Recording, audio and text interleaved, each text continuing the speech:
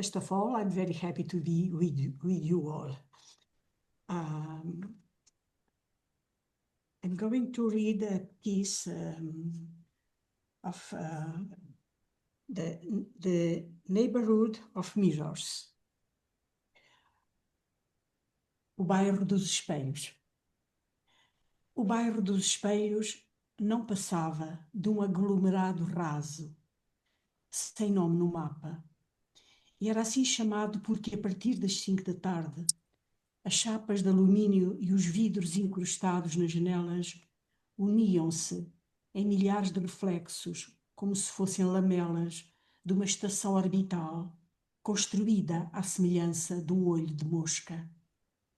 É preciso dizer que esse efeito de reflexão sucedia sobretudo na primavera e no outono, depois das chuvas, quando as superfícies ficavam lavadas e o sol atingia a sua inclinação mediana. Nesses períodos do ano, o bairro funcionava para os pescadores do mar de prainhas como uma espécie de farol da tarde.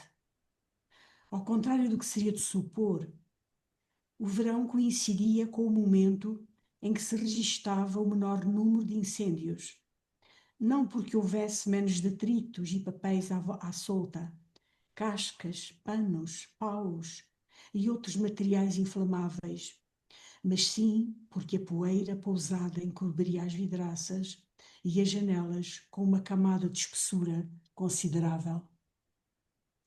Podia dizer-se que na época alta o bairro dos espelhos quase não possuía espelhos.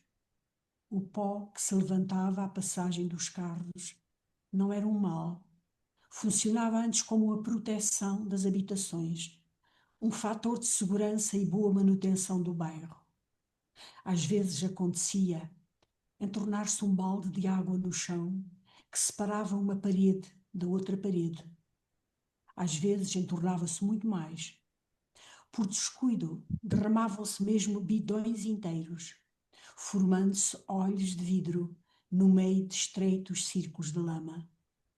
Mas nunca os seus habitantes deveriam lavar uma porta ou uma janela com a água que corria entre as 6 e as 9 da manhã por 2 torneiras colocadas à entrada do largo. Jamais se deveria desperdiçar nesses atos supérfluos o bem inestimável.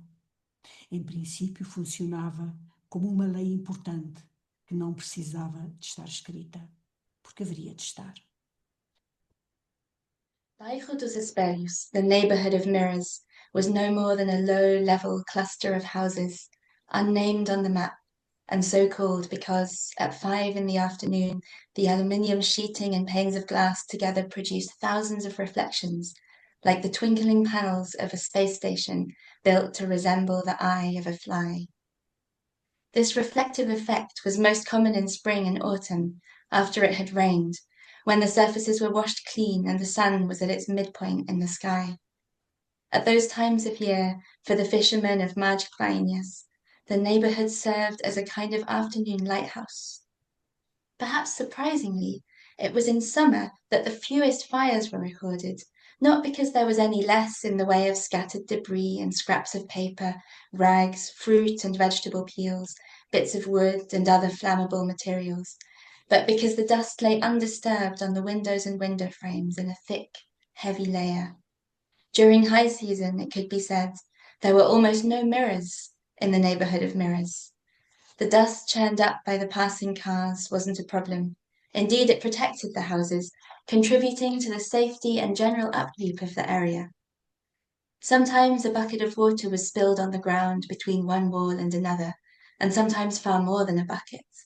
Now and then, whole barrels were accidentally overturned, their contents forming glass eyes at the center of thin, muddy rings. But the residents would never wash a door or window with the water that flowed between 6 and 9 each morning from 2 taps at the entrance to the square. It would have been wrong to put that precious substance to such frivolous use. This principle for them was an important law that did not need to be written down.